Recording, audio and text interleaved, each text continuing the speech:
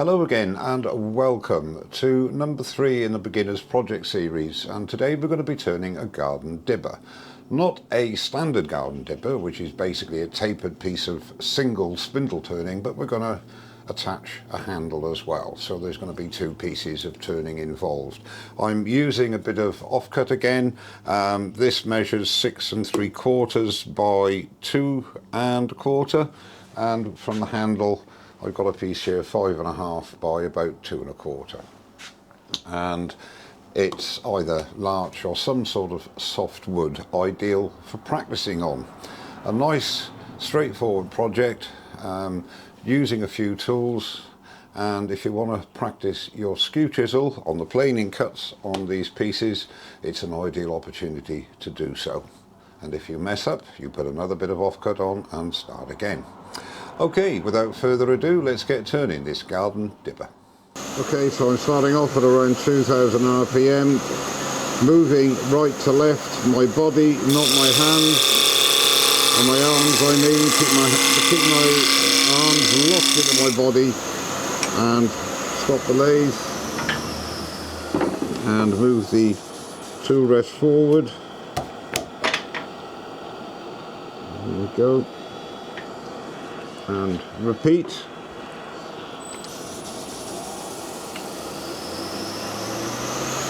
Comfortable on the left hand side, leaning into the cut, handle into my thigh, lift the handle,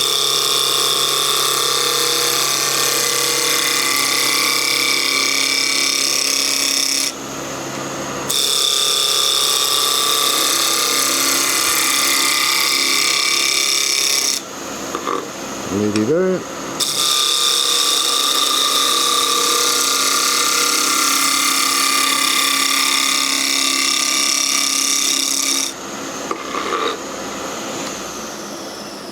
Stop and have a look. Couple of little flats there. Pinch up, make sure everything's tight. One more pass, and we're only looking at stock removal here, not final finish obviously, or shape.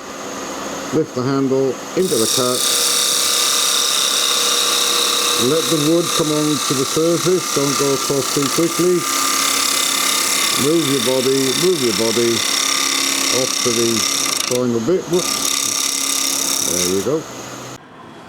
Okay, so now we're down to round, and as you can see the surface is not brilliant, but then I was just getting rid of excess wood to get it to a cylinder. So now's the time, because we want to go down the diameter, it needs to go down quite a bit. We could use this as a practice with the skew chisel to get a nice surface, and we can even do some shaping if you want to, or we can go to a spindle gouge, or indeed use the spindle roughing gouge to do that basic shaping. But let's use this opportunity to practice with the skew.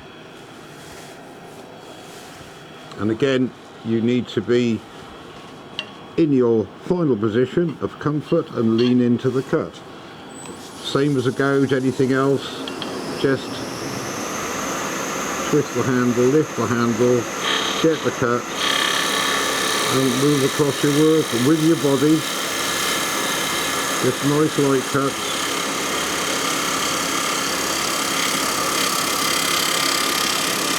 To the end of the work.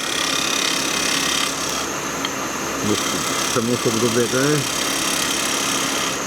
And if we stop and have a look at the surface after one pass, this area here is looking nice.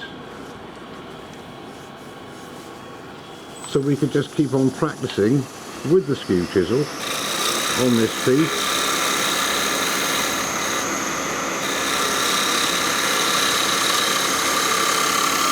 Moving your body, not your hands, locking in.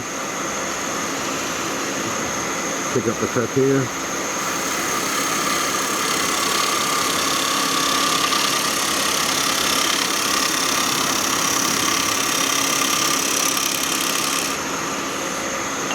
And literally just keep doing that across the piece.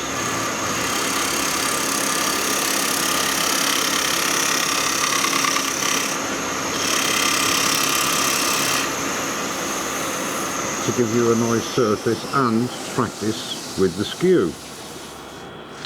So if we want to do a bit of shaping with the skew, there's no problem with that at all. We've got to do a bit of a split there, but I'm not too worried about that. So this is going to be the where the handle goes in, so it needs to go down quite a bit, but we can start to do basic shaping. And let's say we want to do a taper, which is what we want. Again, just go down and then lift the handle a bit as you're going down. Lift the handle a bit. Bit more, bit more, bit more, bit more, bit more. Now it's starting to possibly bind a bit, so it doesn't matter. Let's go to here, take this off.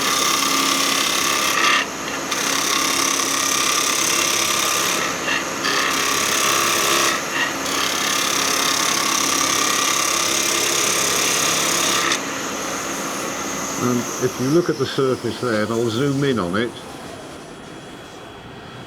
if I just zoom in here, you can see that is a really nice surface now.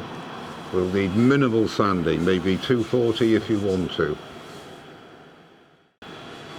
Now I've got to take this opportunity to form my tenon, and obviously, as I've said, this is going to have to come down quite a bit.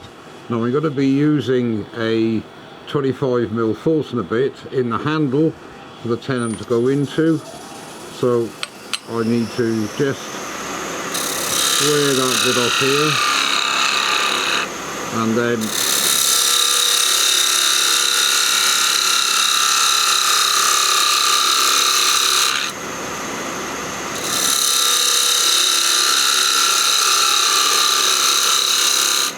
that should be more than deep enough.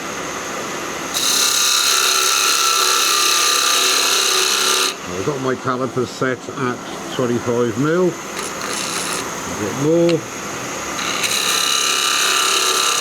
Now you can do it with the lathe running. If you're not happy with that, that's fair enough. This bit slides over. So we know we've got our 25mm. I can bring that down a bit more to match it.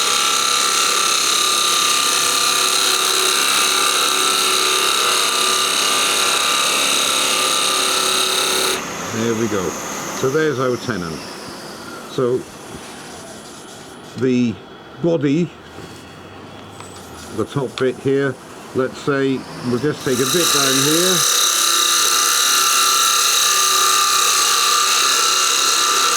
About there.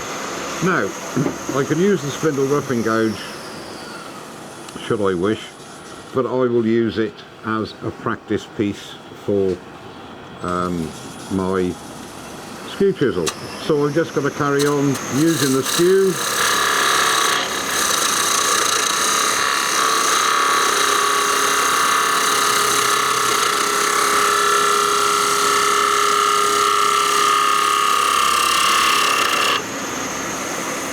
Need to just tighten the tool rest a bit. And yes, you should turn the lathe off, my mistake. Okay, and just pick up the cut here for your planing cut. And all you're doing is lifting the handle to start to produce that. You see it goes up here, start to produce that taper. So you start off light. You lift the handle, you take it a bigger cut, a bigger cut, a bigger cut, keeping the cut at the same part of the edge, and when you start to possibly feel it's too much, you could always start down this end. So just a little bit, so take a bit off here, a bit off here,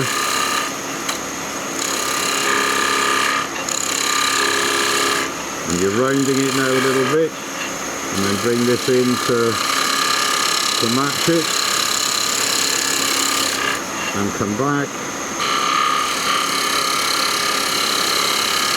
lifting the handle, always putting pressure forward. So we're starting to get the taper. Now yes, it's going to take a bit longer, but it's good practice. If you want to take the spindle roughing gouge, just angle slightly there, to represent the sort of taper you're looking at, and keep it at the beginning. Okay, and again same thing, be down here nice and comfortable, lean into the cut and keep your hand, your finger going under the tool rest here, so you're following the direction of the tool rest. And you can see the cut's getting deeper.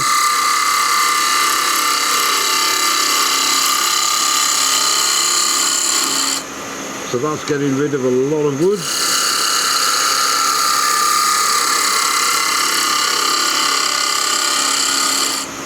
And each time you're not going to get a great surface there because I'm just taking away a lot of wood, or trying to take as much wood as I can.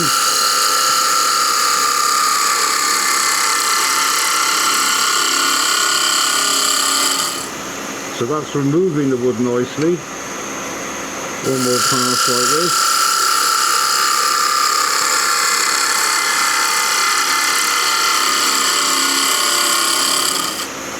And we're starting to get a nice taper. You can check that just by straightening up the tool rest, and you can see, look it closely, we're starting to get our taper. But the surface is not great because I'm really moving some wood. So if I lift the tool rest again, as I say, this is all practicing. Take my skew chisel and do a planing cut again.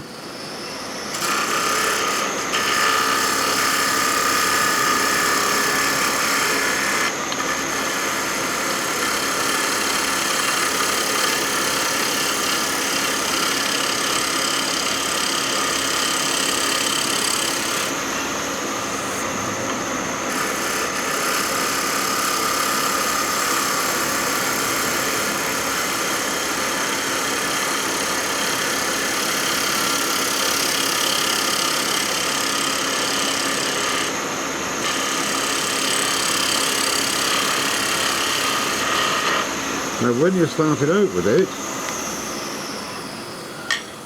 the same principle as with your spindle roughing gouge, the taper, have the tool rest on the taper, and then once you pick your cut up, you just need to keep the tool, just lower the tool rest ever so slightly, and the same principle as with the spindle roughing gouge, you keep, once you start the cut, you just follow it down with the direction of the tool rest to get the cut.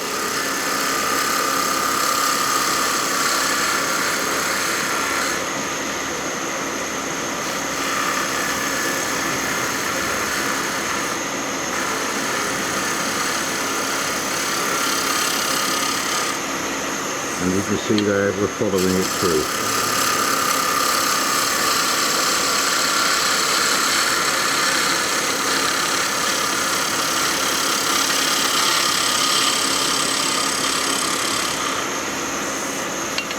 Put it up here.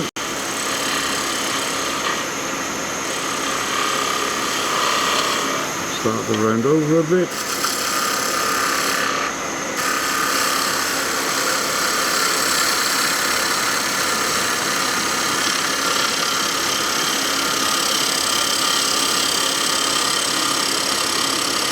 Lift the handle, forward motion to get your curve. So you can see that we're achieving the result, getting a nice finish, and we're practicing with the skew. Right, I'm going to put a mark here because we're just going to be turning between centres, and we're going to part off between centres. So allowing for the point, I'm going to have the end of the piece here. So I know I can work down there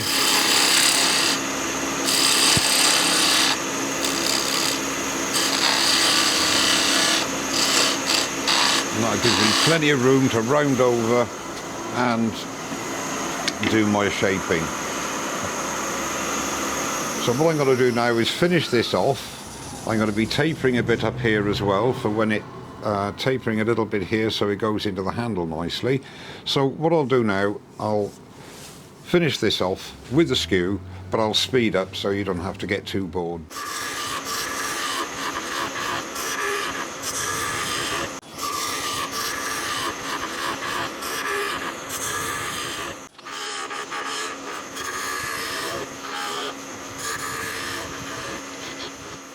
So that's the shape of the body of the dibber. Now I'm going to take it off. I'm not going to part it off yet because I'm going to turn the handle, and then when I drill the hole in the handle I can fit this in, dry fit it in, and if I need to bring the taper down a little bit more possibly, just to make it aesthetically more pleasing. So we'll take this off and mount the handle blank on and turn the handle.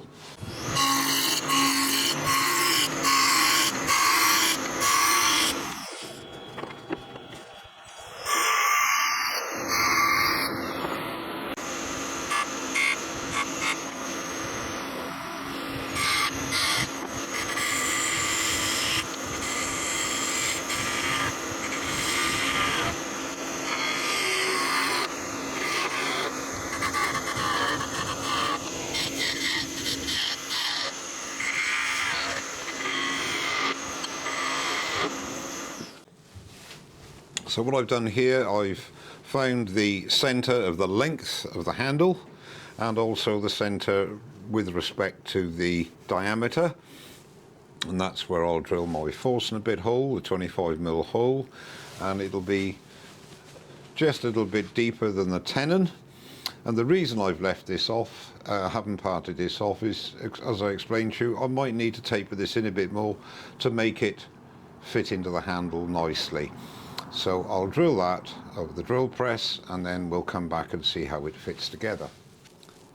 So as you can see, I've drilled the hole, the 25mm hole, and if I marry it up to the body, it's a nice tight fit, and aesthetically it fits in there nicely.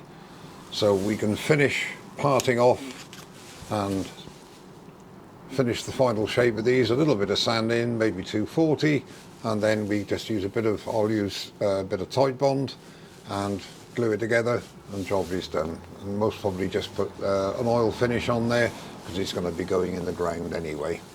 So let's carry on with that.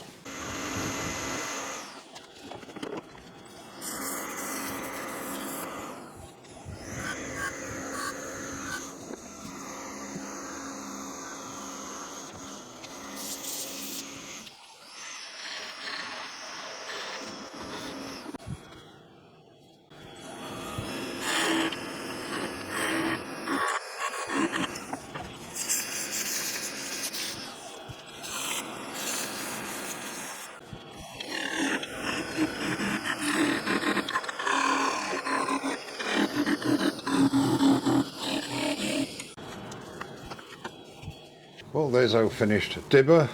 Put some tight bond on the tenon and fitted it into the handle. Bit of hand sanding on the end of the handles. I didn't want to use a chuck because not everybody when they start out has got a chuck, so it's all between centres.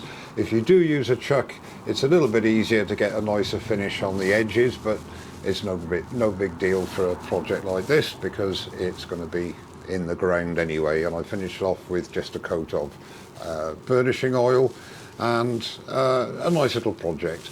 The good thing about something like this, you're using scrap wood.